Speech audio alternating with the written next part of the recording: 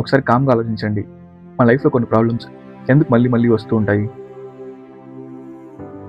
కొన్ని మిస్టేక్స్ అయినా, కొన్ని పెయిన్స్ అయినా, కొన్ని డిసప్పాయింట్మెంట్స్ అయినా మనం అవాయిడ్ చేయాలని ట్రై చేసినా మళ్ళీ ఏదో విధంగా అదే సిచ్యువేషన్ వస్తూ ఉంటుంది. అప్పుడు చాలామంది అంటారు ఇది కర్మ అని. కానీ నిజంగా కర్మ అంటే పనిష్మెంటా, లేక లైఫ్ మనకి ఏదైనా నేర్పించాలని ట్రై చేస్తుందా?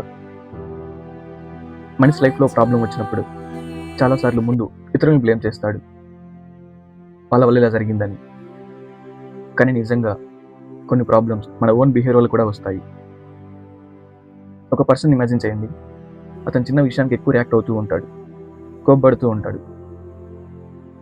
మొదట అది నార్మల్ అనిపిస్తుంది, కానీ స్లోలీ పీపుల్స్ అతనితో డిస్టెన్స్ మెయింటైన్ చేయడం స్టార్ట్ చేస్తారు. అప్పుడు అతను థింక్ చేస్తాడు, ఎందుకు అందరూ మారిపోయారు అని.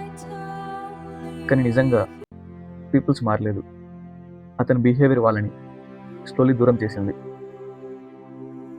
మనం యూజువలీ కర్మ అంటే ఏదో పనిష్మెంట్ అనుకుంటాం, కానీ నిజంగా కర్మ చాలా సింపుల్. మనం ఎలా బిహేవ్ చేస్తున్నామో దానికి వచ్చే రిజల్ట్సే కర్మ. మనం ఎలా మాట్లాడుతున్నాం, ఎలా రియాక్ట్ అవుతున్నాం, ఎలా థింక్ చేస్తున్నాం, దాన్ని బట్టి ఉంటుంది. వాటి ప్రభావితమే మన లైఫ్ని ఎఫెక్ట్ చేస్తాయి. ఒక సింపుల్ ఎగ్జాంపుల్, ఒక పర్సన్ ప్రతి చిన్న విషయం గురించి ఎక్కువ వరి అవుతూ ఉంటాడు. చిన్న ప్రాబ్లం వచ్చినా మైండ్లో నెగిటివ్ థింకింగ్ ఇమాజిన్ చేస్తాడు. స్లోలీ అతను మెంటలీ టైర్డ్ అవుతాడు, కాన్ఫిడెన్స్ కూడా తగ్గిపోతుంది. ఇంకో పర్సన్ కూడా సేమ్ ప్రాబ్లం ఫేస్ చేస్తాడు, కానీ వెంటనే ప్యానిక్ అవ్వడు, కొంచెం కామ్గా హ్యాండిల్ చేస్తాడు. డిఫరెన్స్ ప్రాబ్లంలో కాదు, మనం దాన్ని ఎలా హ్యాండిల్ చేస్తున్నామన్న దాంట్లో ఉంది. కొన్ని బాధలు మొదట్లో చాలా అన్ఫేర్గా అనిపిస్తాయి, నాకెందుకు ఇలా జరుగుతుంది అని అనిపిస్తుంది.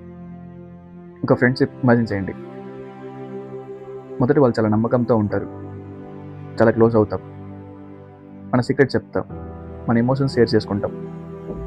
కానీ ఒకరోజు వాళ్ళ బిహేవియర్ మారుతుంది, లేదా మనల్ని హర్ట్ చేస్తారు. ఆ సమయంలో చాలా పెయిన్గా ఉంటుంది. కానీ కొంత టైం తర్వాత ఒక విషయం అర్థమవుతుంది, ప్రతి ఒక్కరిని వెంటనే పూర్తిగా నమ్మకూడదు అని.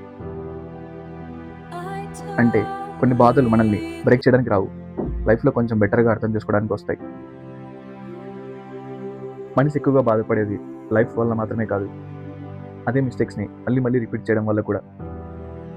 ఒకసారి హర్ట్ అయినా మళ్ళీ అదే విధంగా ట్రస్ట్ చేయడం, ఒకసారి కోపం వల్ల ప్రాబ్లం వచ్చినా మళ్ళీ అదే విధంగా రియాక్ట్ అవ్వడం, అప్పుడు సేమ్ పెయిన్ మళ్ళీ వస్తుంది.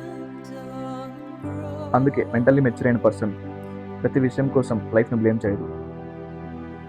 ముందు వాళ్ళు వాళ్ళని అబ్జర్వ్ చేస్తారు, నేను ఎందుకు ప్రతి చిన్న విషయానికి ఎక్కువ రియాక్ట్ అవుతున్నా, నా ఈగో వల్ల రిలేషన్షిప్ డ్యామేజ్ అవుతున్నాయా, భయం వల్ల రాంగ్ డిసిషన్ తీసుకుంటానా. ఇలా కామ్గా ఆలోచించడం వల్ల స్లోగా క్లారిటీ వస్తుంది. మనిషి లైఫ్ చేంజ్ అవ్వడం అవుట్ సైడ్ వరల్డ్ మారినప్పుడు కాదు, తన థింకింగ్ కొంచెం క్లియర్ అయినప్పుడు. కర్మ అంటే రివెంజ్ కాదు, లైఫ్ మనకిచ్చే అవేర్నెస్. కొన్ని మిస్టేక్స్ మనకి మెచ్యూరిటీ నేర్పిస్తాయి, కొన్ని ఫెయిలియర్స్ మన ఈగోని తగ్గిస్తాయి, కొన్ని పెయిన్స్ మన క్లారిటీ ఇస్తాయి. చివరికి స్ట్రాంగ్ పర్సన్ అంటే ప్రాబ్లమ్స్ లేని మనిషి కాదు, తన మిస్టేక్స్ నుంచి నేర్చుకునే మనిషి, అదే పెయిన్ రిపీట్ చేయకుండా గ్రో అయ్యే మనిషి. కాబట్టి ఈరోజు ఒకసారి కామ్గా ఆలోచించండి, మీ లైఫ్ని నిజంగా చేంజ్ చేస్తుంది కర్మ లేక మీ డైలీ హ్యాబిట్సా?